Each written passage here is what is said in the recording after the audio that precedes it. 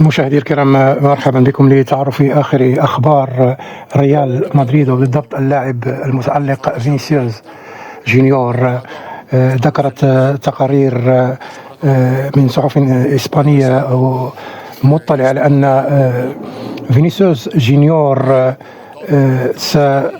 هناك احتمال لانتقاله إلى الدوري السعودي الممتاز، وأن ممثلي صندوق الاستثمار العام السعودي اتصلوا بمقربين من فينيسيوس ليؤكدوا على أنهم ما زالوا حريصين على اللاعب مقابل مبلغ ضخم يقدر ب 395 مليون جنيه استرليني ليلعب في أحد الفريقين النصر أو الهلال السعودي.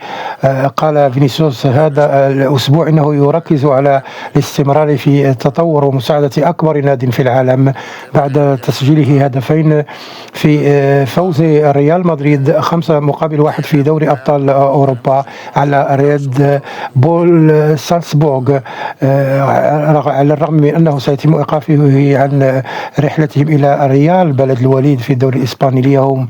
وقال أنشيلوتي في مؤتمر صحفي: بقدر علمي ولدي معلومات مباشرة من اللاعب، فهو سعيد للغاية هنا ويريد أن يصنع التاريخ في ريال مدريد. إنه مثل أي شخص يعمل هنا، نحن جميعا نفكر بالطريقة نفسها، نحن سعداء هنا ونريد أن نصنع التاريخ. سجل فينيسيوس الذي احتل المركز الثاني في تصويت الكرة الذهبية لعام 2024 وفاز بجائزة الأفضل من الاتحاد الدولي لكرة القدم الفيفا. سجل 17 هدفا في جميع المسابقات: دوري أبطال أوروبا، الليغا، كأس الملك، كأس السوبر. ولكن كانت هناك أيضا اقتراحات بأن مدريد أصبح أقل اعتمادا عليه منذ وصول كيليان مبابي. وقال أنشيلوتي: الناس نسوا أننا فوزنا مع فينيسيوس بدوري أبطال أوروبا في عام 2022 وفزنا كذلك بدوري أبطال أوروبا في لندن في عام 24. لقد نسي الناس ذلك، فهو اللاعب لا يمكن التشكيك فيه.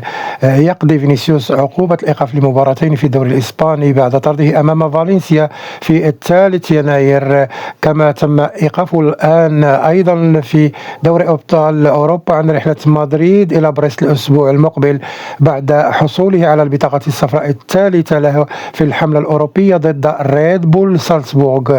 وقال أنشيلوتي: لن يلعب اليوم السبت، لكن من الجيد أن يتعافى وأن يعمل في التدريبات، سيستفيد من ذلك إلى أقصى حد، وسيكون اللاعب في كامل لياقته عندما يتعلق الأمر بالجزء الأكثر أهمية من الموسم، ويقصد هنا دوري أبطال أوروبا.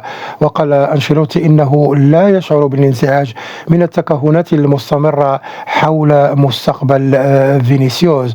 وقال كذلك: لا أعلم إذا كان العرض السعودي سيأتي أم لا، علي أن أقول ما أراه، وهو أن اللاعب سعيد هنا.